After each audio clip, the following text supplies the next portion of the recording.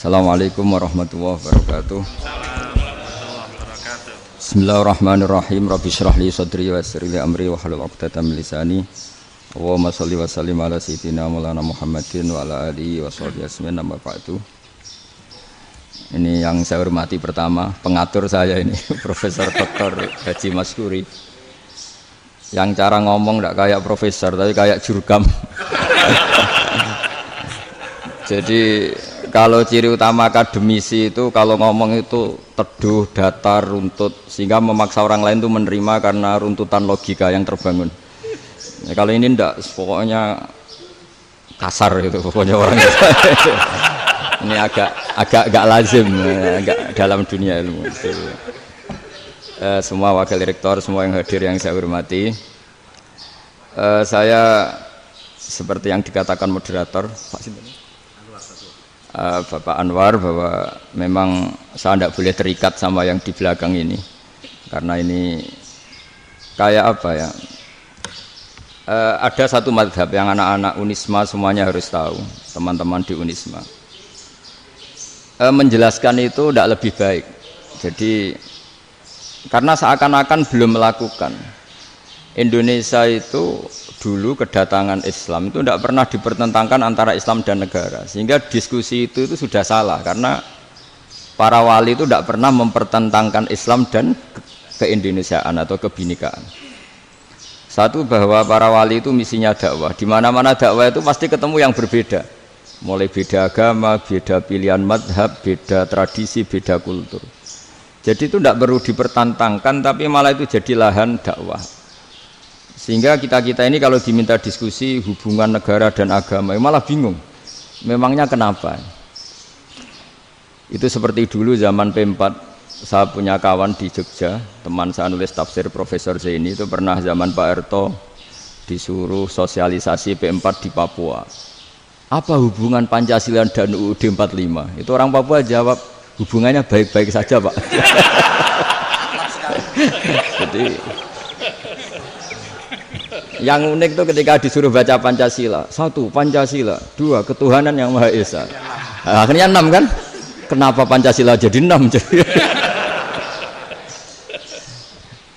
Yang unik itu ketika ditanya, ini saya melihat langsung di TV 7 itu, Indonesiaku itu. Ada anak-anak kecil ditanya, bendera ini milik siapa? Bendera merah putih itu. Jawabannya apa? Milik sekolahan Pak aja. Karena memang milik sekolahan. Itu yang tanya itu kaget. Milik sekolahan Pak.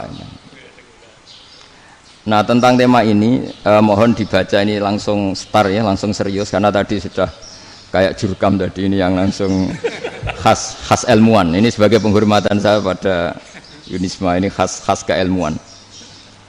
Imam Zuhri adalah gurunya Imam Malik. Ya, saya ulang lagi ya, Imam Zuhri adalah gurunya Imam Malik. Halaman 29. Ini langsung start saya baca halaman 29. Dan ini terutama yang para punggawa-punggawa ini. Saya baca ya. Ini teks tidak ada yang saya rubah, memang persis seperti ini.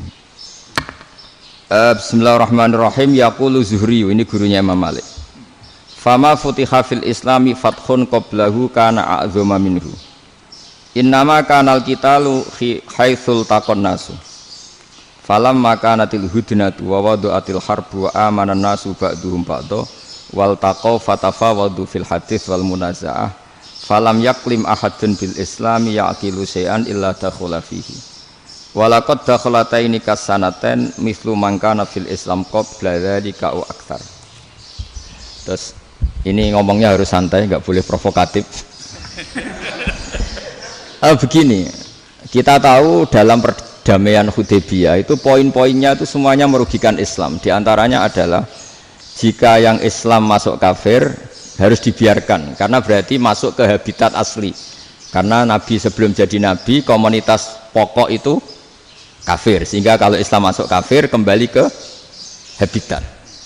Tapi kalau Islam masuk kafir, kafir masuk Islam itu harus dikembalikan karena dianggap bid'ah.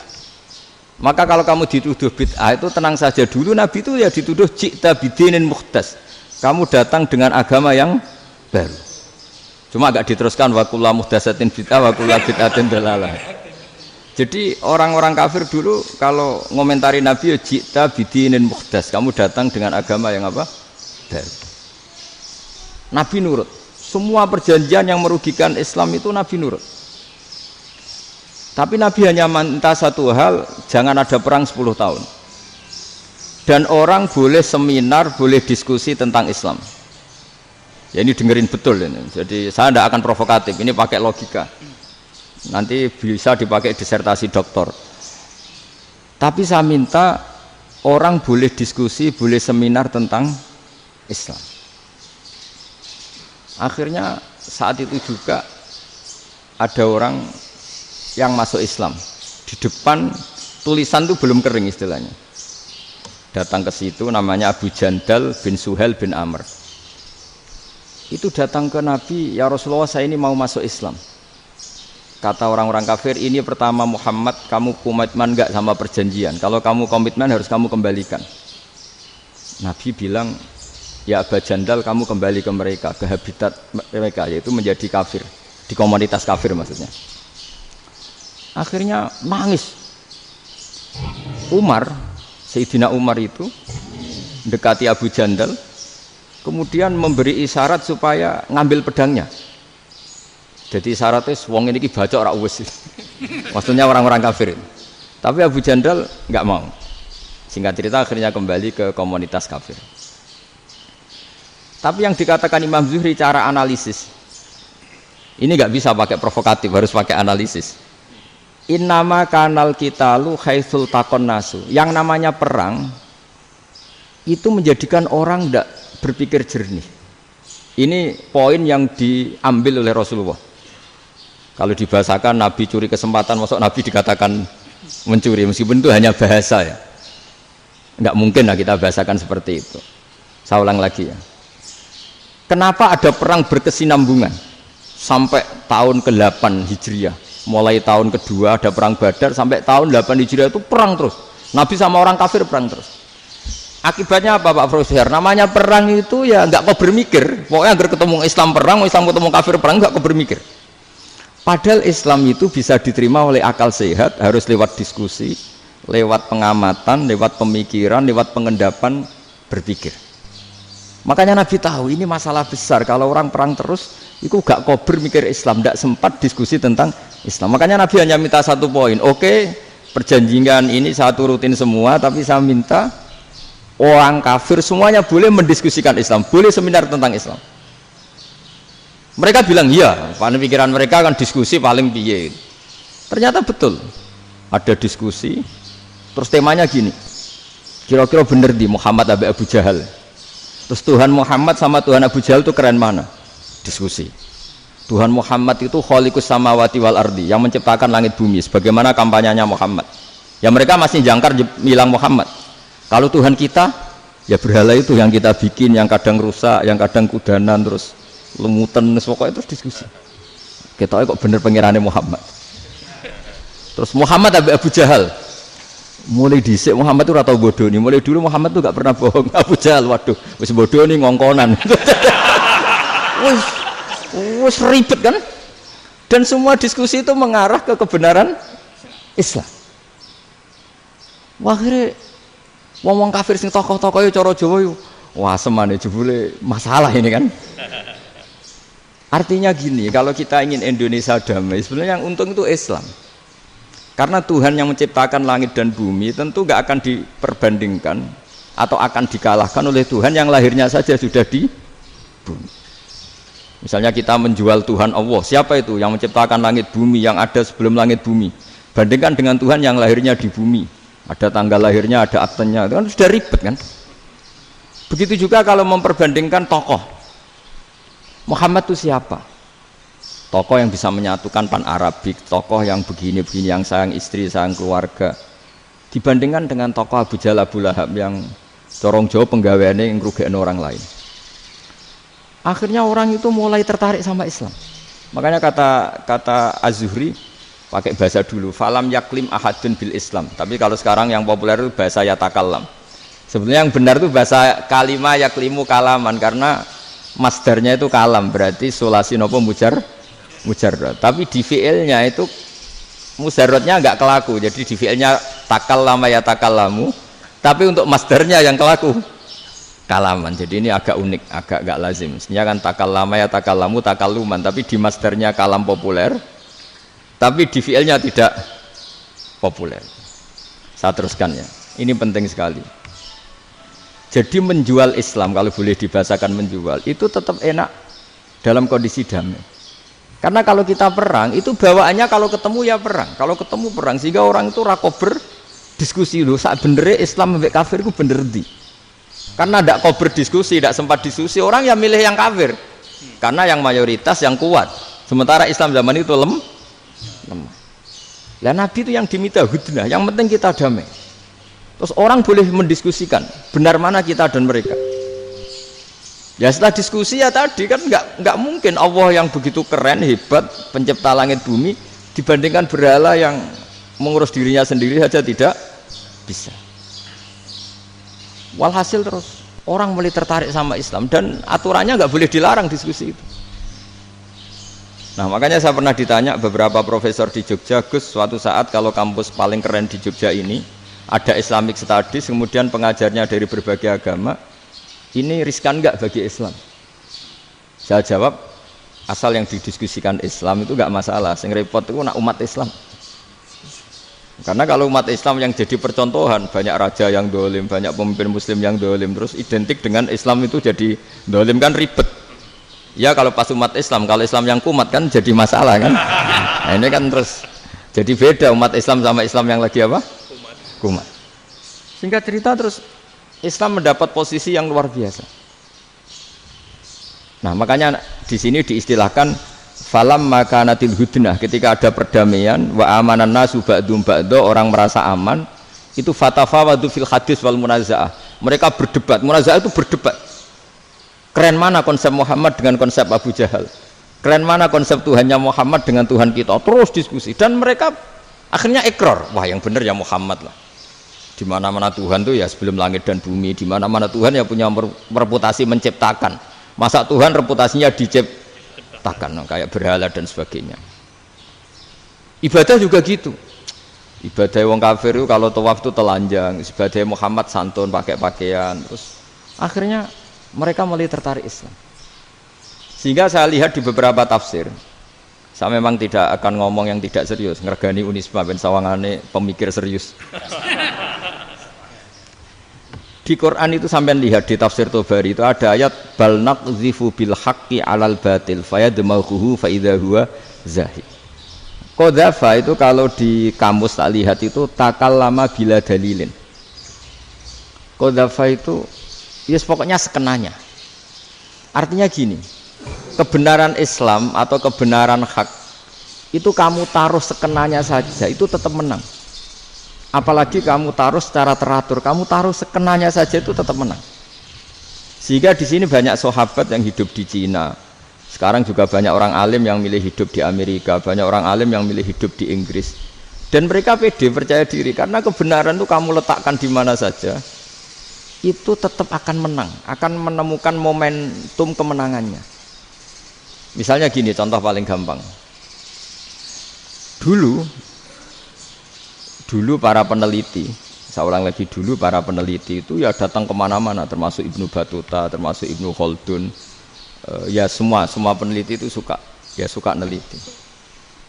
Setelah diteliti, Quran itu satu-satunya kitab suci yang membicarakan sains, misalnya tentang falak, tentang astronomi, tentang asal-usul kejadian manusia, kejadian makhluk.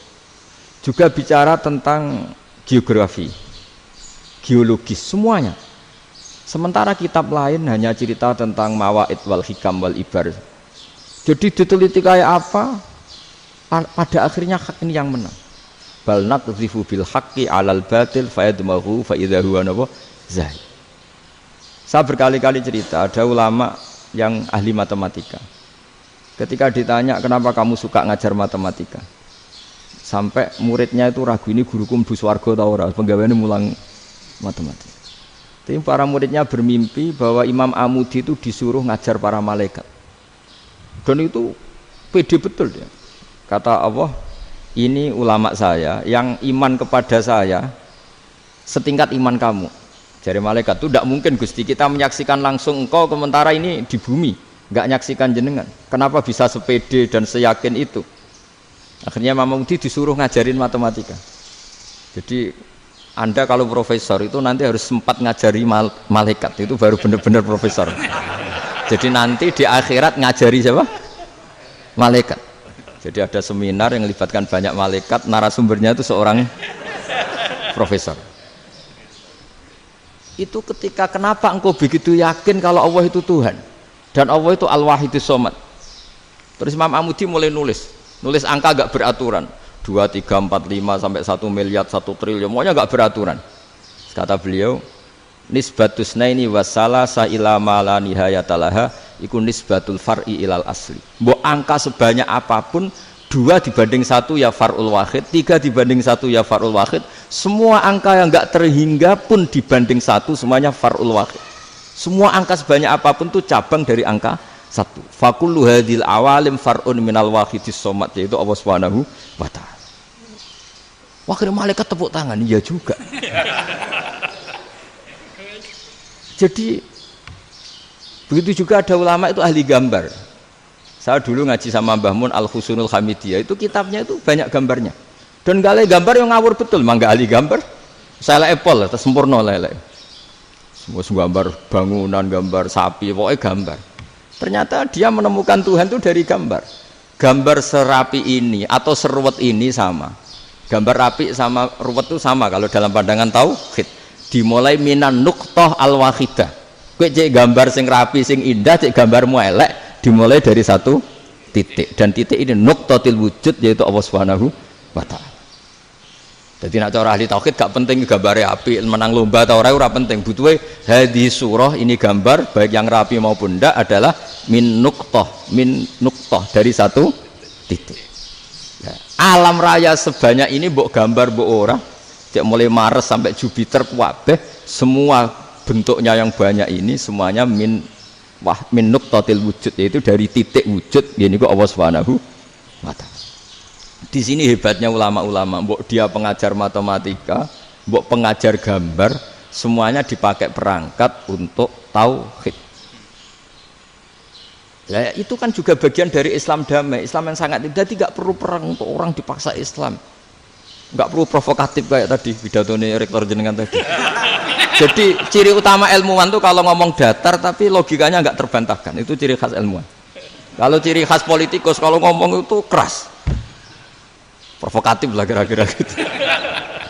Tapi isinya biasa. Nah saya berharap nanti semua profesor doktor itu datar tapi isinya kualitasnya bagus ini. Mentes. Jadi makanya terus kata ulama, kenapa diistilahkan balnat zifu bil haqqi? Kenapa pakai qadzafa sementara qadzafa maknanya takallama bila dalil? Maksudnya bila dalil di sini itu min ghairi ikhtiyajin ila dalilin. Kebenaran itu memang enggak butuh dalil. Apa kita perlu dalilnya apa? Buktinya apa? Kalau 3 itu cabang dari 1. Wong gendeng yang takok gitu pasti orang gendeng. Wong 3 cabang dari 1 kok ditanyakan buktinya apa? Itu min awalil bidah. Pertama orang pasti tahu kalau 3 itu far'ul wahid, 1 juta juga far'ul wahid, 1 miliar juga far'ul. Gambar yang sebanyak apapun ya dimulai dari 1 titik, cek gambar benar maupun yang tidak. Akhirnya apa? Ulama dulu itu sebegitu rileks nerangkan tauhid. Lalu kenapa asma ini yang ya ini kan khas NU ya, khas pesantren. Sebenarnya saya keberatan pakai istilah khas NU, pakai khas pesantren karena NU itu anaknya pesantren, jangan dibalik pesantren anaknya NU, karena sebelum ada NU itu ada pesantren.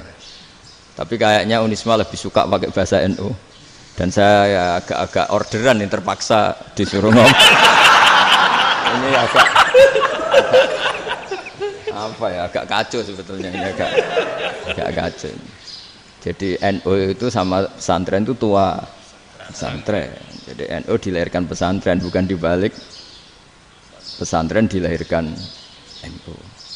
Sehingga barokahnya didirikan pesantren ini Kadang nyuwun sewu sekali Hasyim itu kadang ide besar beliau itu ora dituruti wong NU. Jadi Mbah Hasyim cara kula kok dadi Mbah Hasyim ya mangkel. Mbah Hasyim itu ngarangno kentong. Nggih ngaramno beduk, tapi wong NU nganggo kentong. Beduk.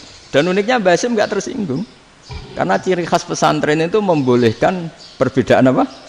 Pendapat. Itu masyhur khilafnya Mbah Hasyim sama Mbah Fakih Mas Kumambang itu sampai dikitabkan. Saling ngeritik, saling macam-macam lah. Jadi cara berpikir Mbah Hasyim ketika Nabi rembukan, ini gimana ya cara menentukan waktu sholat ya? Ya pakai kentong ya Rasulullah, dzakalin nasara itu untuk orang Nasrani. Ya pakai buk itu trompet, dzakalil Yahud itu untuk orang Yahudi. Terus, ada yang usul lagi pakai api ya Rasulullah, dzakalil Majusi itu orang Majusi. Setelah itu ada orang datang lari-lari cerita mimpi azan tadi. Ya itu terus dipakai sarana pemanggilan sholat ya azan itu. Sehingga Mbah Hasyim menolak kentong.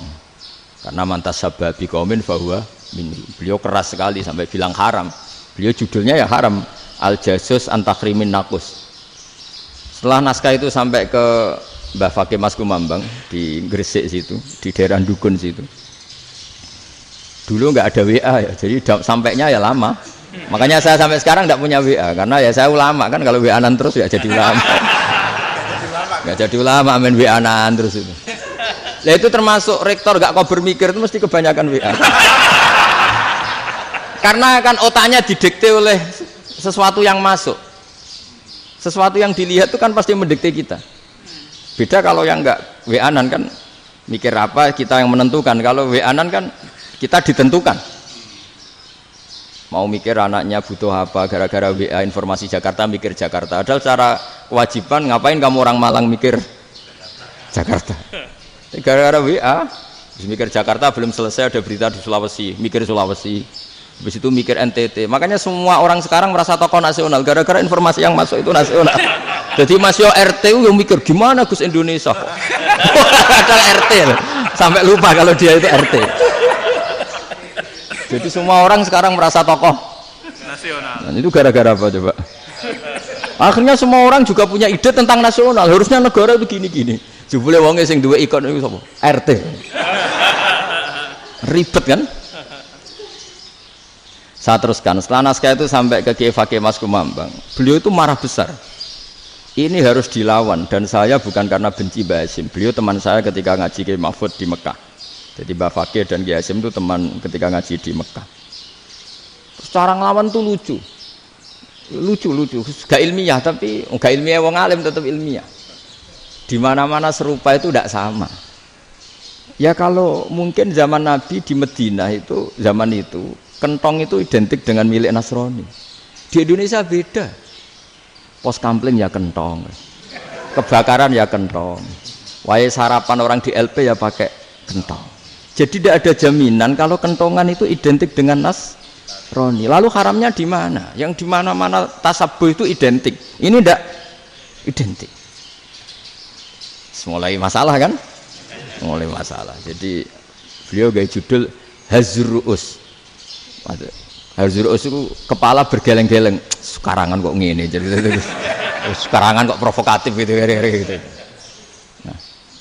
Dan itu Mbah Hasyim ya hormat Mbah Fakih hormat Mbah Hasyim. Saya sendiri secara pribadi itu lebih suka pendapat Mbah Hasyim sebetulnya. Karena bagi saya sholat itu sakral, ya sudahlah kalau sakral ya dipanggil dengan sesuatu yang sakral yaitu kalimat thayyibah azan. Tapi saya tidak akan bilang kalau kentongan itu haram. Karena kalau haram alasannya mirip orang Nasrani, sementara pos kampling ya pakai kentong, ada banjir ya kentong, ada kebakaran ya kentong. Jadi tidak identik untuk misa atau untuk sholat ala Nasrani.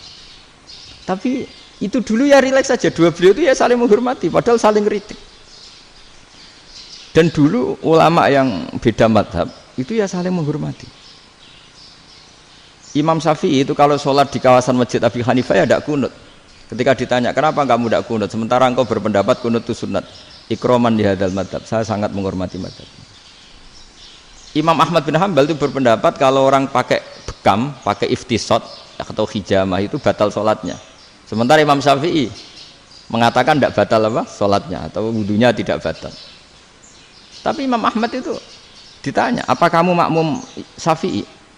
Bagaimana mungkin saya tidak makmum sama wali kutub seperti Imam Syafi'i? Padahal menurut keyakinan Imam Ahmad ini sholatnya batal, ini habis ikhtiqam udah wudu, tapi tetap saja beliau karena perbedaan pendapat di furu' itu lazim. Ya orang boleh berdebat lah. Ketika Unisma datangkan saya, itu saking senengnya kiai, apa saking sombongnya sampai ngatur kiai, kan nggak pernah bisa diperdebatkan. Itu kan orang boleh debat kan? Itu saking angkuhnya apa saking senengnya kan nggak jelas kan? Kan dan orang boleh setuju pendapat saya, yaitu ngatur kiai itu haram. Setuju juga Pak Rektor, ekspresi mahabbah itu ya macam-macam. Dulu sahabat ya gitu, sahabat itu ada yang nggak kenal wajahnya Nabi sama sekali sampai akhir hayatnya. Ketika ditanya, lo kamu itu sahabat kok nggak tahu wajahnya Nabi? Saya tidak pernah berani memandang Nabi karena ijlalan Nabi, terlalu menghormati saya sehingga tidak berani memandang wajahnya. Ada sahabat yang penggawaannya dulu wajah Nabi sampai bisa nyifati alfiu faminunil hajib, sampai bisa nyifati detail karena dulu wajah Nabi itu ibadah. Ada seorang wali ditanya, kalau kamu di surga ingin nggak melihat Allah? Enggak. Loh, tapi semua orang ingin melihat Allah. Unazzihu dzalikal jamal an-nadhari misli. Ben gak elek-elek Allah tak delok terima aku. Wong ra jelas. Berarti kok delok pangeran. Banyak. Jadi justru tapi karena saking takzimnya. Enggak lah, mosok sak aku kok. Makanya saya berkali-kali cerita. Menurut kesepakatan ulama, soft awal itu paling baik. Tapi banyak juga wali yang kalau sholat itu di belakang. Koyok paling bener yang kok ngarep gitu. Lu bayangkan misalnya kamu semangat di soft awal di Masjid Haram, jebule sholatnya salah. Itu dari malaikat gayane kok ngarep, jebule ra roh. Ini di sini-sini wong. Jebule bodoh gitu. Gayane kok ngarep jebule. Coba orang kalau sowan Mbah Mun yang berani di depan itu kan ya ketuanya atau jubirnya kan. Yang merasa ndak pati pinter-pinter kan mesti di pojokan. Artinya sudut pandang seperti itu ya sah saja, apa? Sah saja. Makanya banyak sahabat yang jarang sowan Nabi, alasannya takut ganggu Nabi. Banyak yang sering sowan Nabi, alasannya seneng Nabi. Yang sowan ya seneng Nabi, yang enggak sowan alasannya seneng. Lu Nabi itu tokoh, punya keluarga, punya anak. Kalau saya sering sowan berarti sering ganggu. Yang sering sowan dia alasan ini khazanah kita harus istifadah. Jadi zaman dulu itu ya biasa, dua sahabat yang satu milih mahabbah itu milih sering sowan, yang satu juga mahabbah milih tidak sering. Karena pertanyaannya bisa dibalik kan, sering sowan apa sering ganggu coba. Nabi Abedar, assalamualaikum. Nabi nimang cucunya, assalamualaikum. Ayo bener yang sowan apa bener yang enggak kalau seperti itu. Akhirnya terus diatur sedemikian rupa oleh Quran. Walau annahum sabaru hatta takhruja ilaihim lakana khairal lahum. Jadi sahabat kalau mau sowan Nabi ya nunggu di sufah. Kalau Nabi keluar berarti milik publik, sekali masuk ke dalam tidak ada sahabat yang berani sowan. Itu la tadkhulu buyutan Nabi illa ayyudzana lakum. Kalau soal sampai masuk dalam harus nunggu dipanggil. Karena sekali Nabi masuk dalam itu milik privat keluarga, milik istrinya, milik cucunya, milik keluarganya. Jadi Nabi sekali keluar ke ruang itu berarti milik publik. Itu terus jalan tengah. Karena kalau langsung masuk, bayangkan saya itu sering menyaksikan. Mbah Mun habis ngaji 2,5 jam ngaji Jalalain. Baru masuk, assalamualaikum. Padahal yai mungkin mau ke kamar mandi, mau ini itu. Jadi dulu itu Quran sangat modern. Sebelum ada dokter ngatur tamu, rektor ngatur tamu itu Islam sudah modern. Dia kan gak fair kan? Misalnya saya ke Unisma harus janjian pakai ini. Terus kalau misalnya kesini selonang-selonang kan lucu kan, mentang-mentang kiai terus juga sowan-sowanan selonang-selonang. Padahal kalau kita mau ke mereka pakai protokol. Sering tidak fair dunia ini, tapi karena aku kiai ra oleh gelo ya sudah. Akhirnya saya memutuskan gak gampang kemana-mana karena itu. Saya sering didatangi ajudannya menteri, Gus mau ada tamu dari Jakarta tanggal ini, mesti saya bilang, mereka milih tanggal yang mereka kosong. Kok tidak mikir apa saya pas itu kosong? Tak jawab enggak lah, sebelum diatur bahasanya dan tawaduknya gitu. Akhirnya dibalik, datang lagi, Gus jam jenengan kosong apa kita menyesuaikan. Lah itu lagi dia akhlak kata saya. Itu baru punya akhlak kata saya. Bukan masalah ini, bukan masalah gengsi ya. Saya sendiri itu dolan ke alumni itu jarang karena ya takut. Kiai kan yang nganggur jam 09.00 nganggur, jam 10 nganggur. Bisa saja alumni itu kerja di pabrik, bisa saja yang latihan ekonomi di pasar. Sehingga kalau saya datang jam 9, iki kiai sing nilai santri ini, apa kiai sing ganggu santri. Nah karena orang ini melakukan rutin gak kok berpikir, pokoknya ngono jenenge silaturahim. Mau nyerah kok berpikir, padahal kalau diangen-angen ini kiai yang nilai santri ini, apa kiai yang ganggu santri ini karena datang di jam kerja. Nah, bayangkan kalau kebenaran dulu itu dikawal oleh satu peradaban perang. Jadi Nabi sesuai diangen-angen mbek Nabi. Perang Badar menang Nabi, perang Uhud menang wong kafir, perang ini gonta-ganti. Apapun itu yang penting satu kesimpulannya, cara Rasulullah kesimpulannya satu. Orang tidak kober mikir kebenaran secara mengendapkan pikiran dengan pikiran jernih. Maka hebatnya Nabi ketika perjanjian, pokoknya saya minta nggak ada perang. Dan orang boleh mendiskusikan Islam. Itu luar biasa idenya Nabi. Karena bawaan perang itu orang kan nggak kober mikir. Ibarat seorang misalnya senang satu perempuan, ketemu rivalnya langsung perang kan gak mikir.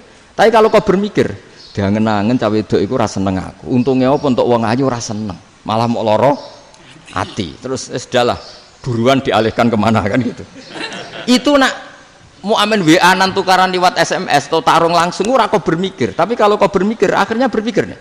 Perempuan tadi sebenarnya yang disenangi siapa? Oke, ternyata senang Pak Erick. Sudah kita ngalah. Karena tidak ada nikmatnya kan menikahi perempuan yang sama sekali tidak mencintai kita.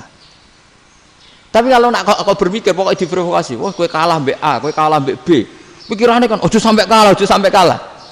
Bareng wis menang ternyata ada mas. Lah. Nah bayangkan Islam itu seperti itu dulu, dipertarungkan. Luang Islam itu dinu aklin, agama yang diterima dengan akal sehat. Tapi sekarang ukurannya perang, yang menang berarti benar, yang menang benar, kan terus jadi repot. Itu Nabi tidak ingin, makanya Nabi ingin sudahlah, nggak ada perang. Nah, makanya kata Imam Zuhri, fathul Islam terbaik adalah orang boleh diskusi tentang Islam dan tidak ada perang. Lagi-lagi penting, tidak perang itu penting, silmun itu penting, perdamaian itu. Setelah tidak ada perang, akhirnya fatafawadu fil hadis wal munazah, orang boleh diskusi apa saja, termasuk boleh adu polemik. Konsep satu Tuhan dan Tuhan banyak diperdebatkan. Akhirnya Nabi secara rileks bisa menjelaskan. Muhammad, urusan kita banyak. Kalau Tuhannya satu tidak cukup, Tuhan harus banyak untuk menyelesaikan berbagai urusan. Ada Tuhan bagi rektorat, bagi macam-macam kan. Ada Tuhan untuk ngurusi utang, ngurusi BPKB, macam-macam. Terus kata Rasulullah, enak saja Nabi jawabnya. Ya kalau kamu punya majikan banyak, perintahnya beda-beda, kamu mangkel enggak, bingung enggak? Ya susah mat. Kalau majikannya banyak, perintahnya beda-beda, kita jadi repot. Senang mana? Senang majikan satu. Ya sudah Tuhanmu itu majikan kamu. Kalau Tuhannya banyak, perintahnya macam-macam, kamu yang repot.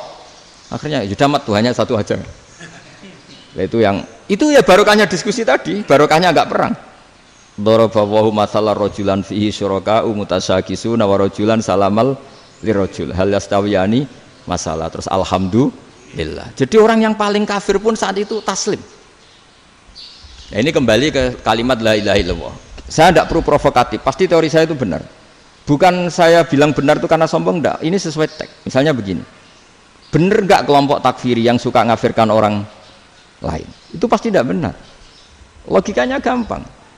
Orang yang kafir 70 tahun saja dengan melafadzkan la ilaha illallah menjadi muslim. Masa dengan kalimat yang sama yang muslim menjadi kafir? Itu logikanya kan enggak ketemu. Orang kafir 70 tahun untuk menjadi muslim disuruh baca apa? La ilaha illallah. Tapi gara-gara baca la ilaha illallah nyekel patok jadi kafir. Pertanyaannya, loh ini kalimat apa? Kalimat untuk mengkafirkan apa kalimat untuk mengislamkan? Karena yang kafir dengan kalimat itu menjadi Islam, ternyata yang Islam dengan kalimat itu menjadi kafir. Itu ketemu enggak cara logika itu kan enggak ketemu kan? Makanya cara pikirannya Abul Hasan Asyadzili, dan saya setuju pikiran itu. Istighfar ini boleh orang Jawa Timur protes karena kadang beda manhaj, tapi jangan protes saya, protes Abul Hasan Asyadzili, kualat mesti sampean. Ketua Torekoh napa? Sadziliyah. Cara madzhab Sadzili, dan Anda boleh berbeda madzhab, mencari khasnya wong kampus wani beda. Beda kapasitas lah, pokoknya butuhnya beda. Dan ketok pinter, ketok kritis tuh. Cara madzhab Abdul Hasan Asadili itu gini Pak Rektor. Jadi istighfar itu baik. Tapi ba'da kamali tauhid, setelah tauhidnya itu benar. Alasan beliau masuk akal. Ketika ada ayat fa'alam annahu la ilaha illallah wastaghfir li dzambik.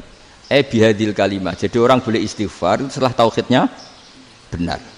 Alasannya Abdul Hasan Asadili begini.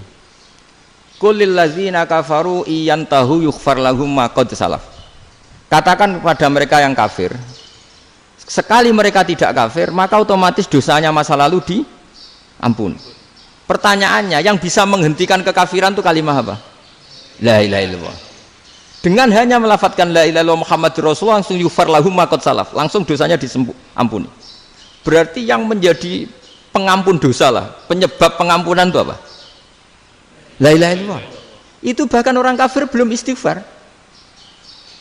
Di ayat itu kan Allah gak mensyaratkan setelah la ilaha illallah istighfar baru diampuni, enggak. Asal la ilaha illallah langsung yughfar lahum ma qad salaf. Saya ulang lagi ya, jelas ya. Jadi kulil ladzina kafaru iyantahu yughfar lahum ma qad. Nah, sekarang iyantahu, mereka berhenti dari kafirnya. Syaratnya pakai apa?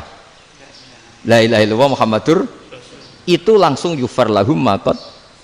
Artinya apa? Ghufranullah itu bisa didapat hanya dengan mujarrodut tauhid, yaitu hanya dengan melafadzkan kalimat thayyibah. Dan sahnya istighfar juga berdasar kalimat thayyibah itu. Misalnya gini, orang kafir sebelum Islam melafadzkan astaghfirullah, astaghfirullah, astaghfirullah, kira-kira diterima enggak? Enggak kan? Karena syaratnya istighfar ba'dat tauhid. Nah, makanya dalam madzhab Sadili istighfar itu setelah la ilaha illallah. Karena cara pandang ya seperti itu. Jadi fa'alam annahu la ilaha illallah wastaghfir li dzambi.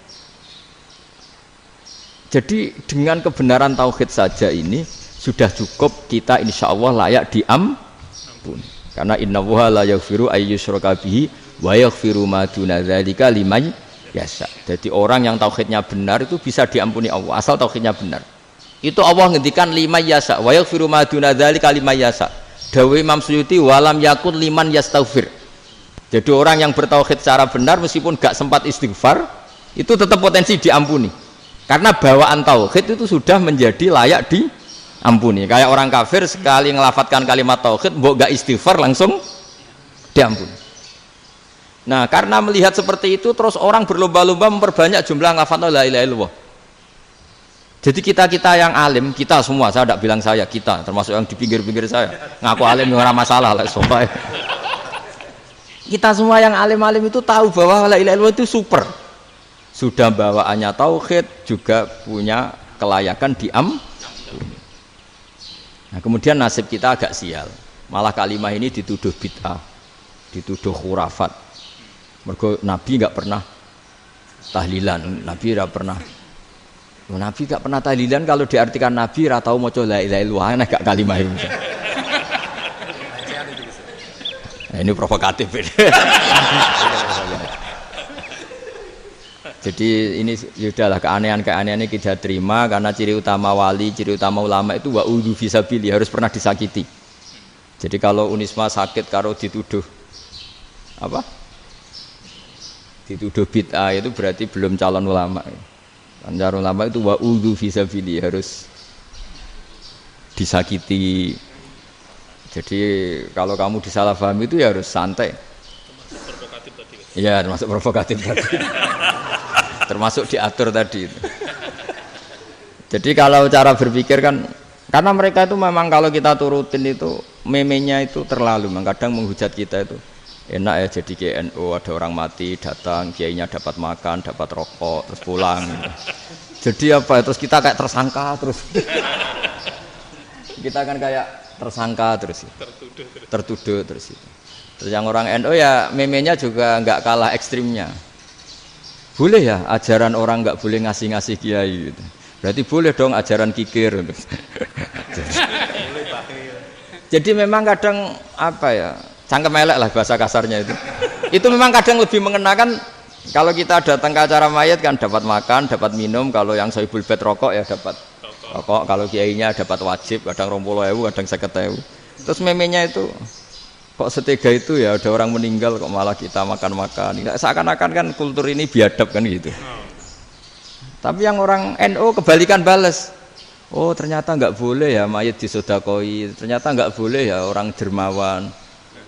Berarti Islam membolehkan medit ya gitu. Modus ini kan. Tak angen-angen itu luwih mandi timbang takbir ya kan. Karena ini kan memicu emosi kan. Memicu apa? Emosi. Nah, tapi saya kalau disuruh bela mana itu tidak ada yang saya bela. Ya seorang sudah lah kalau mau nganggur saja sudah itu. Ya tapi itu memang apa ya? Itu khazanah Islam. Ada yang kritik, ada yang enggak. Ya itu memang khazanah. Ya biasa aja kalau saya biasa aja. Karena dulu ulama itu sudut pandangnya itu ya seperti itu. Ada yang ulama suka ibadah itu sholat, ada yang milih apa tidur. Sampai Imam Ghazali bilang suatu saat ibadah terbaik di zaman akhir itu tidur kan. Sholat saja kalah sama tidur kan. Tapi itu loh ya, yang wajib tetap loh ya, terus kamu gak sholat wajib. Begini beliau mencontohkan itu. Ada orang sholat tahajud terus obsesinya itu ingin hajatnya terkabulkan. Sementara yang tidur obsesinya nikmati rahmatnya Allah, boleh tidur, bisa tidur. Kata Imam Ghazali, timbang kita tahajud terus nuntut pangeran aduk turu katanya. Mergo engko dia akibat terus setan memberi bisikan, "Lho nyatanya kamu tahajud ya gak terkabul." Berarti cerita bahwa Nabi ngendikan kalau doa tahajud mustajab enggak. Daripada ngono ki aduk turu ora tau ndonga. Timbang ngabri-abri Islam timbang ngelek-ngelekin apa? Islam. Jadi ulama itu mulai dulu itu sudah berpikir. Banyak orang menjadikan tahajud, sholat malam itu media untuk hajatnya. Dan kalau nggak kesampaian ini mutung. Nyalahkan kiainya ijazah ramandi. Macam. Daripada ngono ora usah apa? Tahajud turu. Dan jenis kayak ini tuh banyak. Makanya ulama kayak saya itu saenake dhewe itu ya jarak. Saya sering didolani muhibbin terus bilang, "Gus saya doakan gini-gini, saya mau nyalon bupati atau saya gini." Saya bilang, "Gak waduh orang donga, nak ramandi darani ulama dongane ramandi." Nak mandi kamu jadi bupati tetap nganggep karena beli. Sopo sing ora roh bupati saiki gak beli. Ribet kan? Ketika mereka jadi ngunsurkan doa kamu apa karena kemarin beli? Yang beli maksudnya enggak beli gak usah tersinggung. Jadi ribet ngadepin. Nggak artinya gini loh, doa itu jangan dipakai begitu loh. Kalau minta nasihat, tak nasihati jadi bupati yang baik, gubernur yang. Kalau minta doa itu resikonya. Akhirnya kiai kalau diminta doa ya doa, sebenarnya diisinya itu nggak doa kemenangan. Itu mas selamat gitu. Karena ribet. Makanya Islam itu doa itu setelah iman. Aturan iman benar baru doa. Aturan iman benar termasuk Allah itu yaf'alu ma yasha, boleh melakukan yang dikehendaki. Allah enggak boleh terdikte oleh doa kita, enggak boleh. Ya saya ulang lagi ya, madzhab Hasan Asyadzili ini khas kita. Jadi la ilaha illallah itu didahulukan sebelum istighfar. Tapi kebalikannya madzhab Imam Sanusi itu dibalik. La ilaha illallah itu kalimat yang sakral. Karena yang sakral dibutuhkan muqaddimah, yaitu yang melafadzkan harus yang sudah bersih, yang sudah steril baru melafadzkan la ilaha illallah. Maka dalam madzhab Sanusiyah istighfar dulu baru la ilaha illallah. Nah, cara madzhab Abu Hasan Asyadzili kebalikan, istighfar itu sah setelah sahnya tauhid. Kamu ikut mana tuh? Asyadzili apa Sanusiyah? Alhamdulillah sama-sama tidak paham ya sudah. Akhirnya sudah. Iya, enggak kemana-mana kan gitu. Jadi apa ya? Terus ini saya teruskan, ini biar khas pesantren atau khas NU lah, kalau bahasa Pak Rektor khas NU. Ini ben sampean tahu beberapa perbedaan itu lazim. Halaman 24 ya, halaman 24 sama 25 tak baca, ini masih orisinil. An Sufyan bin Uyainah, ini juga gurunya Imam Syafi'i. Kata Sufyan bin Uyainah, beliau cerita, kana Isa wa Yahya alaihi salam ya'tiyanil qaryah fayas'alu Isa an syirari ahliha wa yas'alu Yahya an khiyari ahliha. Jadi Nabi Isa dan Nabi Yahya itu satu generasi, sama-sama masih muda. Kalau di satu kampung yang Nabi Yahya tanya, ini keluarga terbaik siapa? Saya mau nginap di situ karena kumpul orang baik itu nyaman. Kalau Nabi Isa kebalikan, keluarga terburuk mana ya, saya tak di situ. Nah terus Akhirnya faqala lahu Yahya, lima tanzilu ala syirarin nas. Kenapa kalau kamu bermalam kok malah kumpul orang-orang yang nakal? Innama ana tabibun udawil mardo. Saya ini nabi, barat dokter. Di mana-mana dokter yang ngumpuli yang sakit, ngobati yang sakit. Makanya di NU itu ya banyak kiai jazab mengumpuli yang nakal-nakal. Nak tepak yang ngentas yang nakal, nak ora tepak ya katut. Ini adu nyali lah sudah gitu. Tapi itu ada ilmunya, yaitu niru Nabi siapa? Isa. Kalau kamu dokter penelitian tuh cari daerah yang banyak pandemi apa yang bersih? Yang banyak pandemi, karena yang namanya penelitian ya di situ kan. Kalau kamu dakwah ngentas kemiskinan, ke daerah miskin apa daerah kaya? Nah, sama kalau ngentas kefasikan, ke daerah fasik apa daerah orang soleh? Fasik. Ya, tapi itu Nabi Isa. Nah, kalau kamu tidak Nabi kan potensinya kan itu. Tapi setidaknya bahwa kita sering disalahkan karena punya beberapa tokoh yang ngancani fasik-fasik, itu sebenarnya ada dalilnya, yaitu Nabi siapa? Isa. Nah, terus masalah tegas dan lunak. Ketika ada mahasiswa misalnya pacaran, boncengan lanang dan perempuan, itu pilihan kita apa? Kalau tegas, terus gak mau mendengar kita. Misalnya gini, contoh gampang, tak beri contoh Pak D. Jangan orang tua, nanti secara fikih itu beda. Nah, ini kan kita orang pesantren, nah, biasa ngaji fikih detail. Kamu Pak D seorang perempuan, mahasiswi misalnya, sering pacaran. Setiap ke situ sama pacarnya kamu diam saja. Padahal kamu dosen keislaman. Mesti pawanaan kamu nyimpulkan, ternyata pacaran itu tidak apa-apa. Buktinya Pak D itu tidak negur, menengahi. Ini berarti as-sukut alal mungkar. Tapi kebalikannya, Pak D ini terkenal keras. Nak rono mesti ada aku ponaan. Akhirnya ya ora rono. Mesti ngerti nak mesti diamuk. Nah, dua orang ini sama-sama gagal kan? Yang lunak menjadikan ponakannya pacaran terus karena enggak negur sehingga dikira membolehkan. Sing keras juga enggak sempat bina wong rono era wani. Akhirnya dua orang ini sama-sama enggak ketemu, sama-sama enggak berkesempatan membina kan? Gagal membina kan? Karena yang keras ponakannya enggak pernah situ, berarti enggak bisa bina kan? Yang lunak membiarkan berarti juga ada bina. Nah, Islam itu antara dua itu. Ya agak terlalu lunak, enggak terlalu keras. Karena kalau terlalu keras, misalnya ada kiai terlalu keras, lu masyarakat mau tanya itu gimana? Lari kan? Lu saya ini punya pengalaman pribadi. Saya ini kan kecelok orang alim. Itu kalau pernah ya saya itu berusaha ya pokoknya ya umumnya orang alim lah, tenang terus anteng, enggak gejlok-gejlokan. Itu enggak ada yang tanya. Saya mimpi ketemu beberapa ulama itu disalahkan. Terus umat saya kalau mau tanya itu ke siapa? Wong alim wis wibawa, meneng tambah banget wibawane. Kalau Quran sering gojlok rektor macam-macam. Terus wong wanita kok, saya biasa ke pasar pandangan dicegot orang. Gus, putri saya itu sering keluar darah tapi melebihi batas haid gini-gini.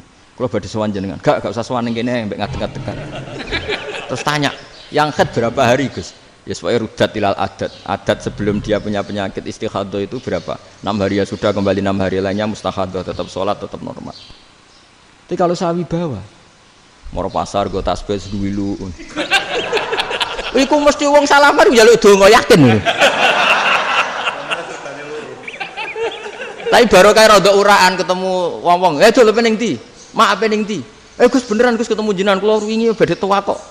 Akhirnya tanya. Dadi uraanku iku amdan.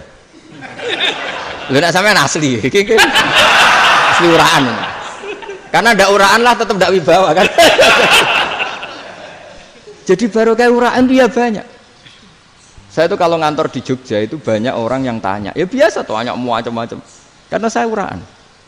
Ke pasar ya orang, bahkan di bis sering ketemu orang. Wah beneran Gus kalau badhe sowan jenengan badhe tanya ini. Ya sudah di sini aja. Jadi semua itu diilmoni. Nabi itu punya sisi yang dua-duanya jalan. Memang beliau luar biasa, dipilih Allah yang luar biasa. Nabi ketika wibawa itu banyak sahabat yang bahkan mengenali wajahnya aja tidak bisa. Ka'anna ala ru'usihim at-tayr. Bayangannya seakan-akan di kepalanya itu ada burung yang takut terbang, saking antengnya. Tapi Nabi sekali mengeluarkan job, sekali santai, itu sahabat tanya itu sampai yang nggak pantas ditanyakan. Nabi saya tadi kumpul istri saya, tapi tidak enzal, itu wajib mandi ndak. Aro'aita law anna ahadana ya'ti imro'atahu walam yunzil. Itu ya ditanyakan. Nabi pun kumpul mboten saged inzal sepundi. Guys metu lagi. Terus ya ada yang tanya macam-macam. Ya saking ada sahabat dipanggil Nabi tambah lari, dipanggil lagi tambah lari. Panjenengan nyeluk, oh pas kula kumpul bojo kula. Lah kula kuwatir jenengan orang suci, saya belum mandi, makanya saya lari. Nabi ngendikan innamal mukmin thahir, ya nak masalah ketemu kiai ra apa-apa ijek junub. Sementing kok nak salat ya dhisik. Tapi Nabi sekali pakai mazahirul jalal, tapi pakai wibawanya, itu orang nggak berani ngomong. Tapi sekali Nabi rileks, itu orang bisa tanya apa saja, termasuk halal yang nggak pantas. Lalu ada sahabat itu tanya lucu, tanya Maimunah. Maimunah itu ya cantik tapi sudah agak tua lah. Maimunah, ya umal mukminin, hukumnya ngambung bojo pas Ramadan piye? Wah gak roh aku, gak tahu diambungkan Nabi pas Ramadan. Tanya Saudah, wah malah orang-orang diambung kalau Saudah itu kan wis tuwa itu. Lucunya istrinya jawab, tanya Aisyah yang mungkin Nabi, iya yang mungkin tanya Aisyah. Itu yang usul ya istrinya Nabi Maimunah. Selalu Aisyah, tanya be Aisyah. Ya Amirul, ya umal mukminin gini-gini. Aisyah yang cantik masih perawan kan. Qabbalani Rasulullah bahwa oh Nabi biasa ngambung-ngambung pas Ramadan dan beliau tetap puasa. Akhirnya fakih ngarang kan wa takbil fi Ramadan wa tublah la tubtilu shauma ngambung ora. Iku udah biasa dhisik. Ya nasi bojone ayu. Ndak ini artinya seasik itu gitu. Jadi garwane Nabi sing ngrasa rodok tuwa. Wah, aku ora tahu. Kok Aisyah. Serilek itu dulu itu. Maksudnya orang-orang Islam pertentangan itu. Maksudnya ini ya balik semua ini bedanya orang pesantren sama orang kampus. Kalau orang kampus mau cerita agama itu rahmatan lil alamin, tapi nyontokno rileke ora iso. Agama itu rilek, tapi nyontokno rileke ora iso. Mergo ora pati ngaji. Contohnya ora iso, dadi mau gawe kaidah kok Islam itu rahmatan. Jadi Nabi itu lah, Allah juga gitu. Allah itu kalau sudah memperlihatkan madzahirul jalal, itu mbok malaikat Jibril rawani. Ketika Allah dengan madzahirul jalal. Tapi kalau Allah dengan madzahirul jamal, madzahirul apa? Jamal. Iku ya gojol-gojol kan ambek makhluke gojol. Ya buli-bulian cara sakniki. Ya sampean delok ning hadis syafaat itu, akhiru man dakhalal jannah atau akhiru man kharaja minan nar, itu di beberapa judul. Ada seorang rojul yang ahli neraka ya, dintas mbek pangeran terus ditudono swarga. Gusti, swarga sengiler tok wong wayu roh wis ngiler tok. Ngerjaluk Gusti mosok roh tok ora oleh mlebu. Jarimu asal mlebu metu kon neraka ora jaluk-jaluk meneh. Sumpah lho ya, gak jaluk apa-apa meneh. Mboten Gusti. Sekali saya keluar dari neraka ndak akan minta apa-apa lagi. Wis. Wallahi, wallahi. La as'alu ghairaha. Mesti ghaira khoslah, ghaira tilkal khoslah. Ya niku selain keluar dari neraka saya ndak akan minta lagi. Didono swarga wong do kelon seruwibet kan. Sing bojone elek kan dendam dadi ning swarga iki. Swarga wis macam-macam. Gusti mosok roh tok ora oleh mlebu. Jarine janji ra njaluk meneh. Akhire ya wis didelokno neraka. Jadi pangeran jawabe gampang, didelokno neraka. Roh neraka begitu menyakitkan, begitu ngeri. Sudah Gusti saya ndak minta surga, sementing enggak masuk neraka. Rabbana srif anna adzab jahannam. Setelah lama itu diadepno swarga njuk mlebu swarga, terus diadepno neraka. Akhirnya ya sudah. Saiki mlebu swarga gak apa-apa. Iku jawabe lucu. Atas taziu jenengan ngenyek kula. Wong karuan ra di swarga kok mlebu swarga. Terus akhirnya mlebu swarga, kan mlebu swarga tamanna, sangen-angen sing mbok jaluk apa? Orang angen-angen yang indah-indah, laka wa asratu amsal. Ya siku tak turuti wa asratu amsalih lan lipatan ke-10. Jawabe wong lanang ya lucu. Atas taziu bi wa anta rabbul alamin. Jenengan pangeran kok ngenyekan. Maksudnya wis karuan aku ora pantes. Terus jare pangeran, la astazi'u bika walakinni ala ma asya'u qadir. Aku gak ngenyek kowe, pancen aku pangeran. Nuruti kowe iku iso. Jadi Allah sendiri ketika dengan madzahirul jamal itu malaikat ya ono sing wani bantah. Masyhur itu kan malaikat sing bantah pangeran ataj alufiya mayufsidu fiya wasfikut. Karena Allah dengan madzahirul jamal. Sing paling masyhur Nabi Musa. Nabi Musa itu ketika Nabi Mi'raj. Nabi Mi'raj itu beliau kira-kira di langit keempat lah yang masyhur atau kelima. Ngelangkahi. Nabi Musa nangis, "Ya Rabbi, ini apa-apaan? Orang sing ja'a ba'di kemudian melangkahi makom saya ini apa-apaan?" Jadi Nabi Muhammad kan apapun hebatnya kan junior. Kok melangkahi makom saya ini apa-apa? Enggak fair. Sampai Nabi Muhammad itu tanya gini sama Jibril. Reaksi Allah gimana ketika melihat Musa seperti itu? Jawab malaikat Jibril lucu. Ya roh khiddatahu. Allah sapal gayane Musa. Biar. Jadi lucu. Ya dibiarin aja sama Allah. Tapi wong jenenge Nabi Musa itu kekasihnya Allah. Tetap berkah bagi kita. Betul. Ketika setelah Mi'raj diwajibkan sholat 50. Gentenan Nabi Musa kelihatan nabinya. Sebenarnya Nabi Musa itu sebetulnya loh, enggak menguntungkan kita sebetulnya. Tapi yang menguntungkan. Sebenarnya enggak niat menguntungkan kita, tapi menguntungkan. Nabi Ibrahim kan di langit ke-6, keren lah. Konti jong ketemu Allah ngeten-ngeten kan sholat 50. Karena Nabi Ibrahim terkenal Nabi baik enggak bantah. Bareng Nabi Musa. Kenapa diceluk pangeran? Kula kan salat ping 50. Inna ummataka la tutiku dzalik. Wah, gak kuat umatmu. Serai-rai gak umatmu ora ngarah kuat 50 rakaat. Tapi sebenarnya Nabi Musa itu niatnya bukan membela kita. Fa inna ummati la umatku sing gagah-gagah ra iso meneh umat. Berarti sebetulnya ya, itu masih pakai gengsinya sebetulnya.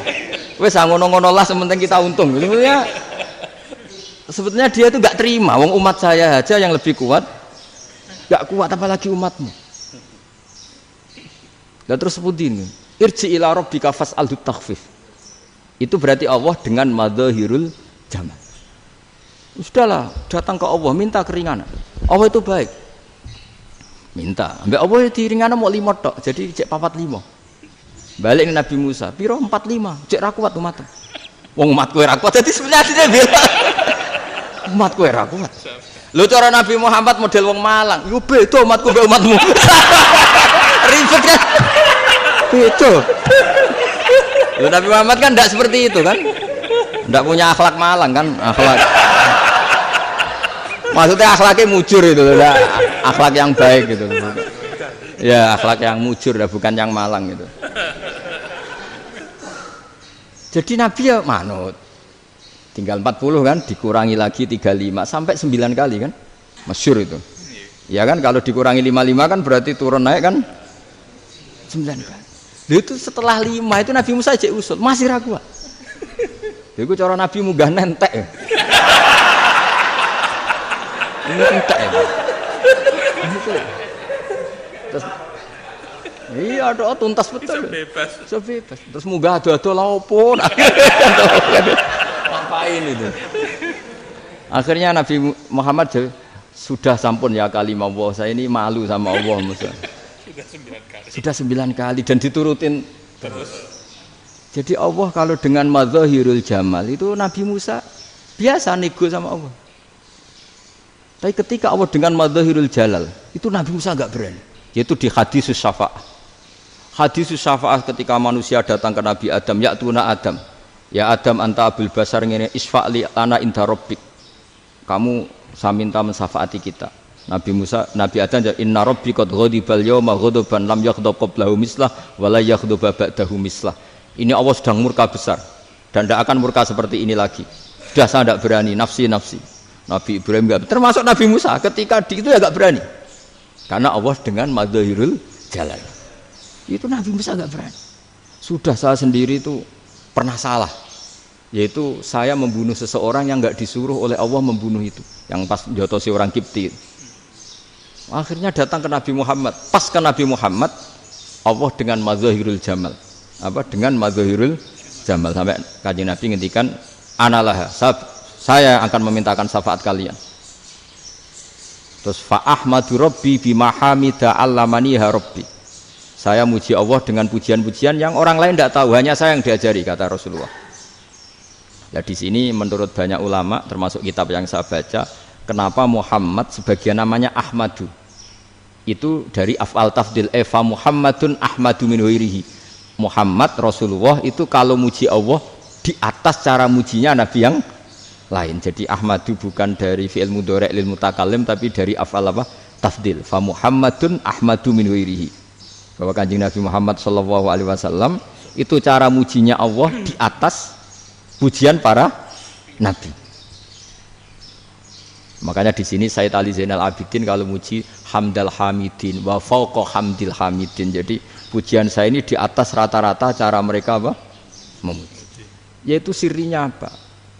Nabi itu tahu bahwa akhirat itu tidak bisa batasi Allah. Kamu tidak bisa nyemprit Allah. Allah, ini akhirat loh. Amal sudah ada manfaat. Ingat itu. Tidak bisa seperti itu. Allah itu nggak bisa tunduk sama konstitusi yang bernama akhirat. Artinya Allah meskipun di akhirat tetap duwe hak yaf'alu ma yasa atau yaf'alu ma yurid. Nggak bisa kamu terus wah ini akhirat amal ra iso dikirim wong mati, amal ra iso dikirim. Yo pangeran kok mbok atur. Kalau kita yang mengirimkan tidak bisa, tapi kalau Allah tetap bisa. Makanya ada kiai mengatakan kodok qadar ora iso dirubah, itu kamu.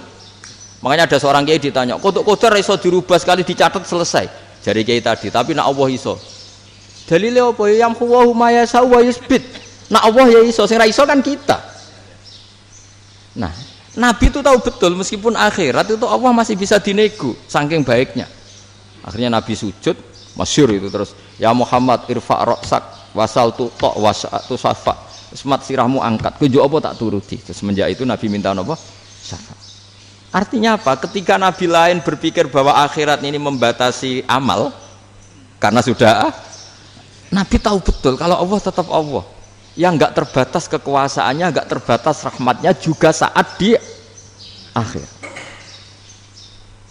Makanya disebut fa Muhammadun Ahmadu min ghairihi. Makanya wa mubasyiran bi rasuli ya'ti mim ba'di ismuhu Ahmad. Jadi makanya terus banyak GNU sing macam-macam lah. Sing ono sing potongane wedi terus hati-hati. Niku berarti makome Madhirul Jalal. Ono sing amen guyon nek makome Madhirul Jamal. Ono sing ra jelas ngene iki, sing ra jelas. Nak guyu buanter kok nangis yo buanter. Jebule urusan utang lah ini sudah yang udah. Jadi makanya yang rileks saja. Sebenarnya agama ini santai, rileks karena agama ini harus bifarohin wasururin. Enggak boleh agama ini dibawa dengan kekerasan, dengan antisosial. Karena agama ini harus kul bi fadlillah bi rahmati fa bidzalika falyafrahu, harus senang, harus rileks. Makanya saya jadi kiai itu senang takutnya gini. Sekali saya tidak senang jadi presiden buruk. Ternyata ada dua ngalim ora enak, itu contohnya. Sampai merengut terus uripe susah, nanti orang tidak berani jadi orang alim. Makanya saya buktikan bahwa saya lebih bahagia dibanding rektor. Nanti orang ingin jadi rektor semua, nggak ingin jadi orang alim. Saya pernah ketemu sekian rektor di Jogja, tanya, Gus, kenapa jenengan bela-belain pesantren sampai segitu? Kan keren kampus NU, sekarang ada Unisma, ada NU Jogja, ada NU Jepara gini. Terus tak bilangin gini, sampai rektornya itu istighfar akhirnya. Saya bilangin gini, ini sekaligus tak kasih tahu ini rektor Unisma ini. Tak bilangin gini, andai kan tidak ada kiai kayak saya itu Islam bisa tutup. Kok bisa Gus? Misalnya ada perempuan haid faqal adat. Itu kalau untuk tahu hukumnya haid daftar dulu ke Unisma. Daftar dulu kan? Setelah daftar nunggu pelajaran haid. Baru tahu haid setelah 3 tahun dari masalahnya gitu. Tapi baru kayak kiai ketemu saya di jalan, Gus anak kula nu haid ngeten-ngeten mboten normal hukumnya piye? Oh, hukumnya ngene dibalekno ning adat. Ora usah registrasi, ora usah daftar. Jadi ya harus ada istighfarnya lah. Unisma juga harus istighfar, semuanya harus istighfar. Karena ada sisi yang enggak mewakili kebutuhan Islam. Tapi saya sebagai kiai juga istighfar. Karena fakta hukum mengatakan yang boleh jadi KUA yang jabat, yang boleh kemenak yang punya gelar. Dan ini yang mengawal Islam secara undang-undang karena mereka yang bikin.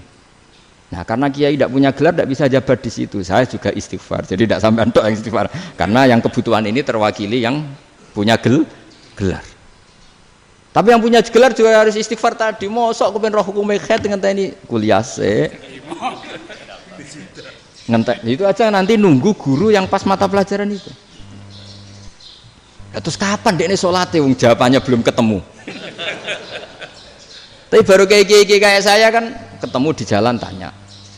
Gus saya sering ketemu. Gus saya ini bapak angkat. Mau nikahkan putri saya, itu gimana itu kalau cerita wali sebenarnya anak saya sok, kalau nggak cerita nggak sah karena saya bapak angkat. Itu banyak.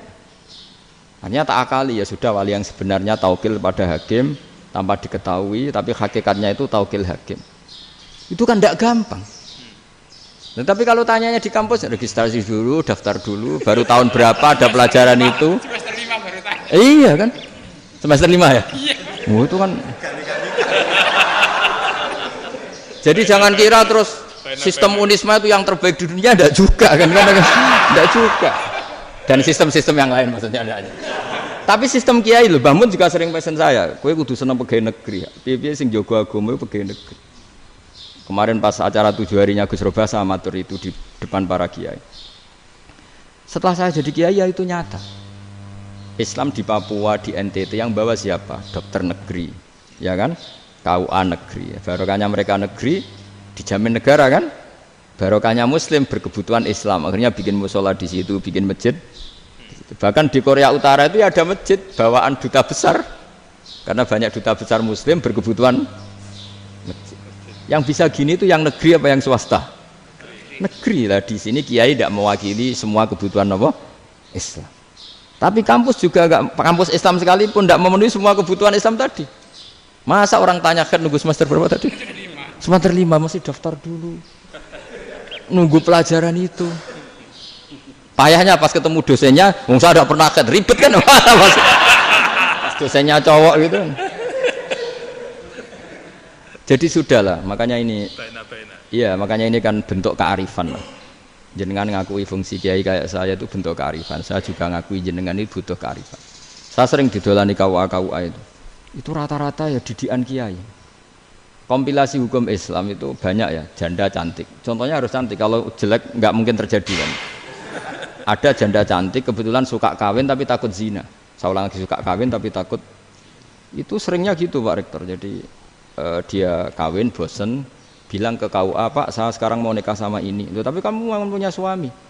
Ya tapi kan nggak tercatat Pak. Itu KUA-nya rata-rata itu nggak berani. Meskipun nggak tercatat karena secara fikih meskipun nggak tercatat tetap dia seorang perempuan yang bersuami. Maka nggak boleh nikah sama orang lain. Jadi coba kalau nyun sewu KUA hanya ngikuti hukum formal, yang penting di catatannya nggak punya suami, ya dinikahkan saja kan. Tapi mereka enggak, karena didikan kiai nggak berani. Artinya gini, kalau hanya pro hukum catatan sipil, maka ini dinikahkan bisa karena nggak tercatat. Tapi secara hukum santri nggak bisa dong menikahkan perempuan sing dadi zaujin yang punya suami. Jadi ini barokahnya kerjasama yang baik. Jadi di masyarakat itu tertanam didikan kiai, nggak boleh nikahkan perempuan yang bersuami. Tapi di KUA ngikuti hukum formal. Dan di Indonesia itu KUA itu rata-rata konsultasinya ya sama kiai. Sehingga ya nggak berani akhirnya meskipun aku wedi mlebu neraka, Mbak, gak iso. Dan itu banyak. Seorang lagi ya, makanya ini kan pesantren itu nggak boleh mati. Orang kiai-kiai kayak saya nggak jelas-jelas itu harus lebih jelas lagi. Karena ini yang on time, yang online, yang siapa saja bisa tanya. Saya itu SMS saya itu nggak punya HP WA. HP jadul itu SMS-nya tiap hari tak berapa, orang yang tanya dari Kalimantan, dari Aceh. Gus di kampung saya ada masjid 2 itu yang sah mana, ada yang dari orang perkotaan, Gus di perumahan baru ada masjid, yang Jumatan baru orang 12 sah enggak? Ya langsung saya jawab, sah. Dalilnya ini. Ya sudah, nah, tapi kata Imam Syafi'i gini harus orang 40, itu madzhab Syafi'i, dalam madzhab yang lain gini-gini. Itu kalau tanya rektor itu kan ribet. Masuk ajudan dulu, asisten dulu, panjang.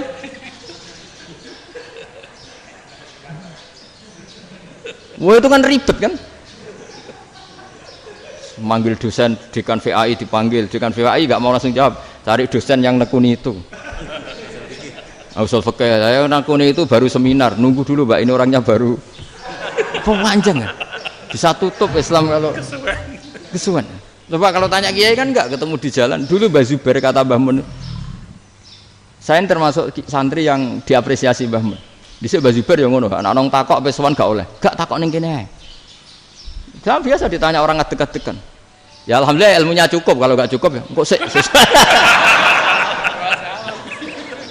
Jadi sebetulnya orang sopan itu ya agak-agak ada yang ditutupi sebetulnya. Mboten prayogi teng dalan nginjang mawon matur. Sebetulnya ya sebenarnya memang ilmunya agak cukup gitu. Tapi itu sebenarnya secara fikih itu haram, menunda itu haram. Yo haram tuh, coba bayangkan ya, kalau tanyanya sekarang Gus saya ini sudah keluar darah 1 bulan penuh, padahal normalnya hanya 6 hari. Saya nanti sholat enggak? Kalau nginjang mawon dugi kula, berarti kan hari ini belum ada keputusan. Sholat apa enggak kan? Tapi karena modus tadi, boten prayogi nggih ngendikan ngoten teng dalan nginjang tengen kula. Itu kemungkinannya 2, sopan atau goblok itu saja. Kayaknya kalau sopan enggak lah. Kayaknya enggak lah kata. Karena secara fikih itu jelas haram. Bagaimana mungkin sesuatu yang harus dipraktekkan nanti duhur dijawab besok? Berarti duhur, asar sampai subuh belum ada jawaban. Berarti nggak ada sholat kan? Ya, makanya dibutuhkan orang-orang alim yang kultural seperti ini. Dan NU menghormati kultural. Tapi Mbah Mun juga sangat menghormati Islam formal karena tadi produk-produk formal itu bisa dilembagakan oleh negara dan itu kita ikut untung. Makanya Mbah Mun itu kalau punya tamu KUA, punya tamu polisi sampai pejabat itu. Kenapa saya contohkan KUA? Supaya jangan kira seperti pendapat orang-orang hasud, wah ya mesti aja disolani presiden seneng, menteri seneng. Enggak juga. Sebenarnya semua kiai itu mulai KUA sampai polisi, polsek, polres itu seneng semua. Karena sama-sama diajak mengawal bangsa ini, diajak mengayomi semua masyarakat. Tapi kadang-kadang masyarakat ngeritiknya, jenenge kiai disolani menteri ya seneng presiden. Padahal yang sowan kiai itu ya mulai KUA, Kapolsek, kepala desa, RT, mudin. Itu mudin kalau tanya ya lucu-lucu. Gus kalau nate nyembelih pitik kemanian, pitike gede man. Akhirnya wis ngerti nak kemanian langsung tak sebelah meneh. Terusane ku sah ta ora. Ribet. Ya tak jawab, lah pitike masih ku jek urip ta ora? Terus urip Gus, wis sah cara mazhab Malik kerja urip. Karena itu ada perdebatan antara mazhab Malik dan mazhab Syafi'i. Nah, cara Imam Syafi'i itu agak ketat. Hewan yang punya kehidupan sudah mutharibah, misalnya ayam jago, contohnya harus jago, karena kalau ayam kecil diikhlaskan haram. Jadi yang cilik wae kan gitu. Fikih itu ya, fikihnya orang Indonesia itu pecundang. Kalau ayam kecil enggak ditanyakan, matek ra wis. Kalau jago ditabrak truk kejet-kejet. Andai kan nggak disembelih pun mesti mati. Itu cara mazhab Syafi'i itu haram. Karena penyembelihan ini tidak menjadi penyebab kematian, tapi memang karena kecelakaan tadi. Tapi cara mazhab Imam Malik enggak. Andai kan nggak disembelih, matinya kan 2 menit lagi atau 1 menit lagi. Andai kan nggak disembelih.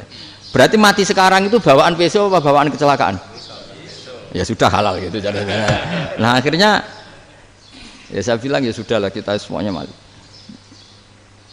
Jadi cara debat, cara Imam Syafi'i enggak, cara berpikir itu sudah tidak kehidupan yang normal.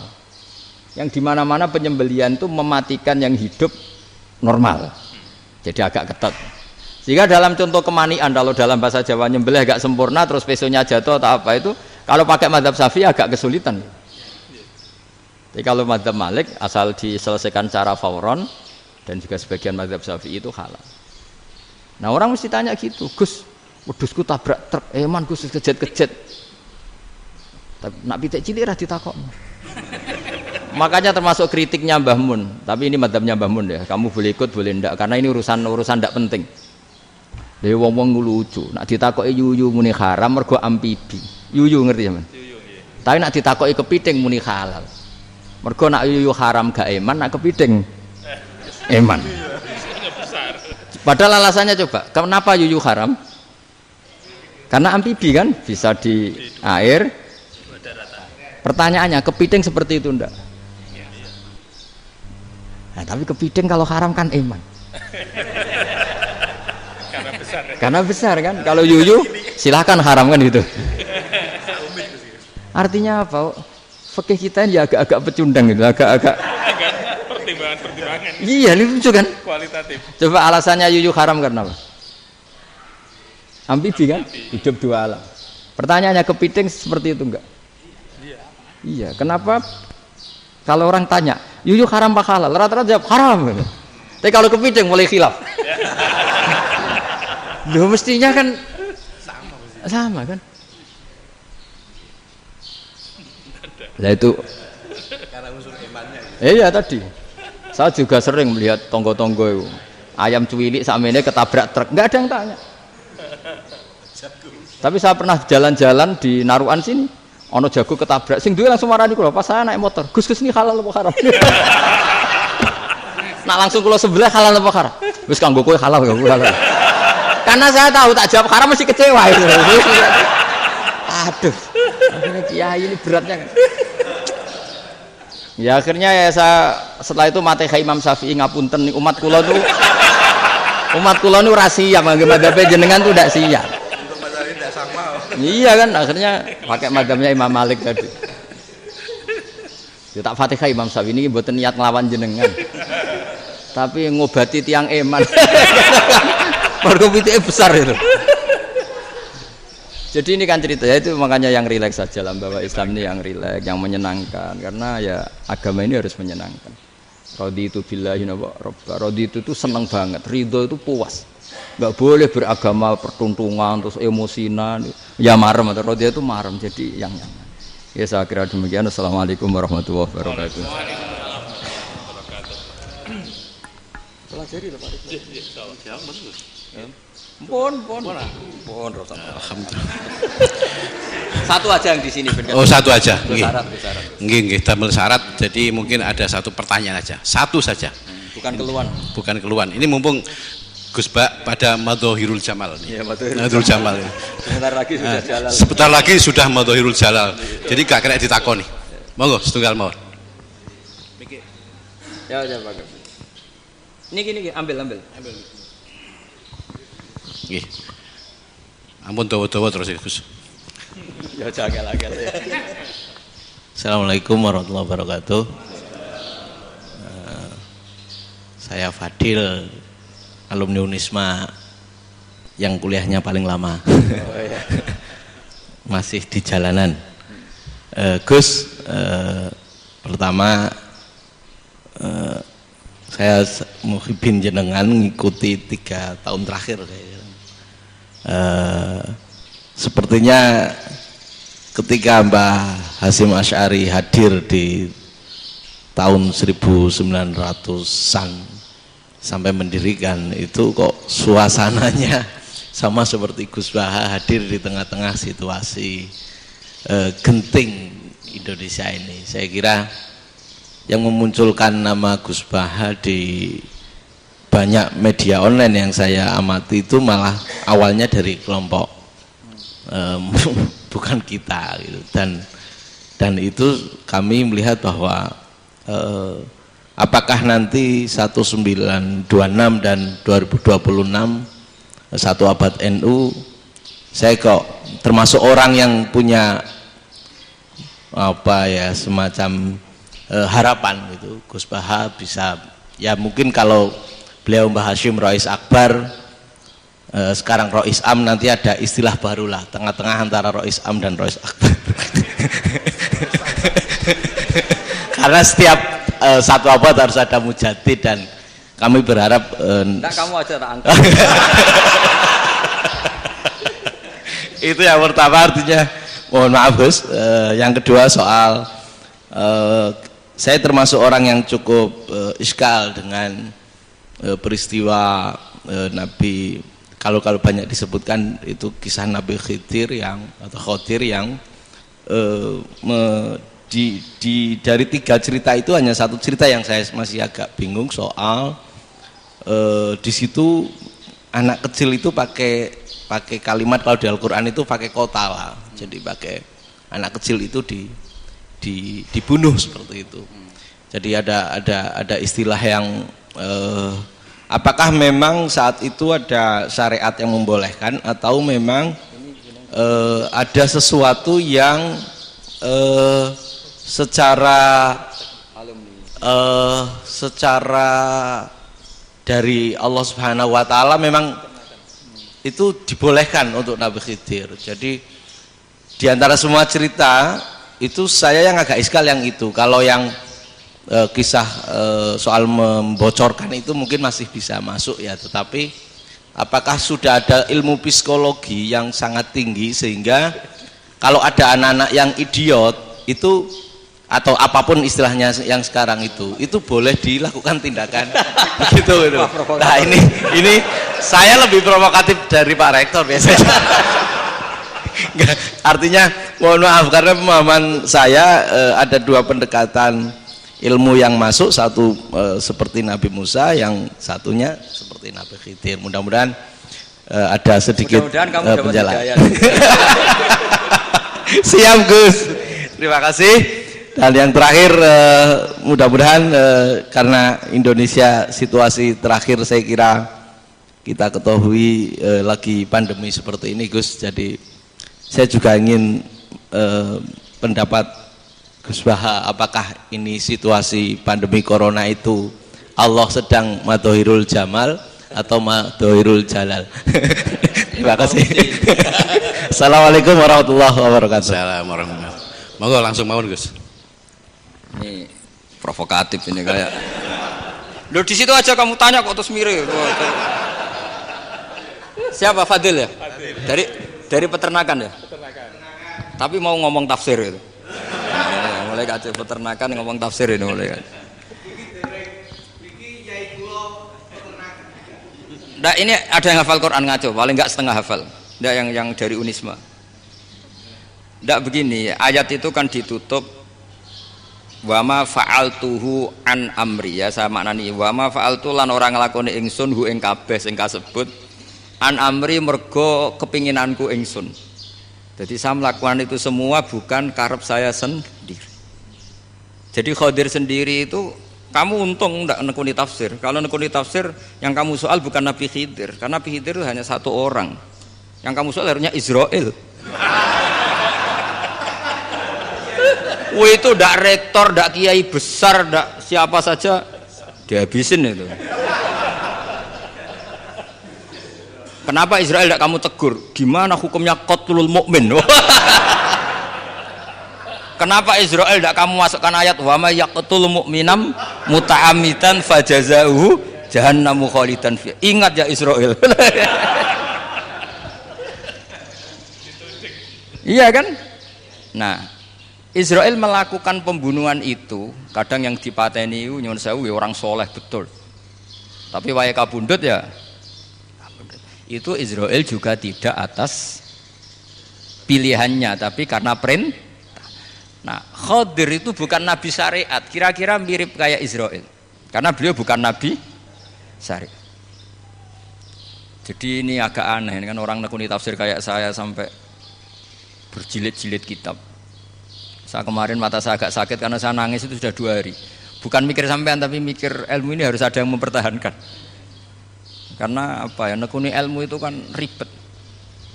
Kalau yang nekuni ilmu terus dosen terus rektor itu ya agak ada fasilitasnya. Kalau nekuni ilmu kiai itu naruh keramat kan taqabbalallahu minna minkum taqabbal ya karim. Iya, tapi saya alhamdulillah keramat jadi ya tetap hidup itu terus. Saya ulang lagi ya. Harusnya Mas Fadil itu kalau nekuni itu yang disoal tuh Nabi Khidir. Nabi siapa? Apa malaikat siapa? Israel. Karena itu korbannya lebih banyak. Pertanyaannya, Israel kena enggak oleh aturan ayat wa may yaqtul mu'minam muta'ammidan fajazaahu? Kan enggak. Karena semua itu wa ma fa'altuhu an amri. Saya lakukan ini. Mungkin ngaji kamu enggak khatam sih mau delok faqatalah itu. Itu Nabi Khidir pasti tersinggung, nggak baca belakangnya itu. Ya karena jurusan peternakan itu. Atau salah gurunya yang ngajar. Daripada nyalakan satu orang mendingan 2 ya. Jadi kalau ngaji itu khatam, sehingga ngerti ayat itu kan ditutup wa ma fa'altuhu an amri. Nah menurut Ibnu Hajar al-Asqalani yang nyarai Bukhari, dan ketika itu cerita tafsir ayat itu wa hadza dalilun ala anna Musa afdhali minal Khadir. Justru ayat-ayat itu menunjukkan Musa itu lebih utama ketimbang Nabi Khidir. Karena Nabi Khidir monoton melakukan apa saja yang diperintahkan Allah, sementara Musa tetap dengan gugatan syariatnya. Beliau gak terima ada orang main membunuh. Aqtal tanafsan zakiyatan bi ghairi nafs. Laqad ji'ta syai'an nukra. Sur'atu Musa ila nahyil mungkar itu menunjukkan beliau Nabi ulil azmi. Jadi Nabi Musa langsung sikap, wah ini tidak benar kamu. Padahal sudah ada perjanjian, kamu tidak boleh bantah. Tapi Nabi Musa lebih ngeboti syariat, lebih memihak syariat, nahi mungkar itu wajib. Justru itu menunjukkan derajatnya Nabi Musa fauqal Khadir. Makanya Nabi Musa tetap gugat, nggak bisa dong, ini nafsan zakiyatan kok kamu bunuh. Maka itu jadi ilmu. Nabi Khidir pada akhirnya nyuwun sewu ya tidak bisa jawab. Makanya beliau menutup wa ma fa'altuhu an amri. Sebenarnya saya sendiri itu ya tidak punya alasan. Jadi kalau Israel kamu tanya, ini gimana ini wong melarat mulai cilik, meh sugih mbok pateni. Mbok yo baro ben sempat sugih itu. Ini kuliah paling lama urung sempat urip penak. Nah itu kan mbok yo mateni wong kira-kira lah nek wis sempat mapaan sempat. Lho andai kan Israel pakai aturan syariat kan mateni orang kan ya dikira-kira lah. Jadi itu tidak ada hubungannya tadi dengan ilmu yang kamu katakan urusan psikologi, anak itu tetap semuanya haram dibunuh, nggak boleh.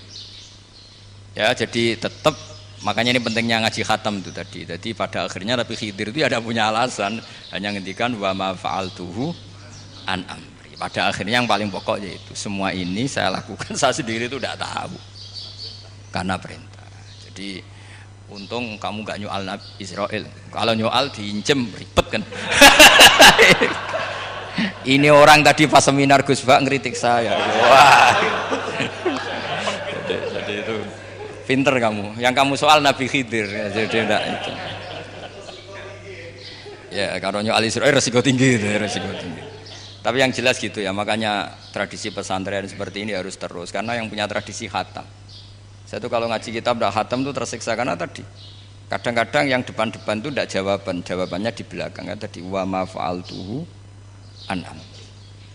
Dzalika ta'wilu ma lam tasti alaihi sabra. Jadi ya sudah kira-kira seperti itu. Wajar kamu tidak sabar, wajar kamu tidak itu memang saya sendiri sebenarnya enggak paham itu. Jadi ya, cara basa Jawa niku wajar saya kira paham. Jadi aku dhewe ku ya ora paham. Wong aku ya mau nglakoni gitu. Jadi sebetulnya ya sama-sama ada itu kan. Ini jenis wa ma fa'altuhu an amri. Dah ya? Ya,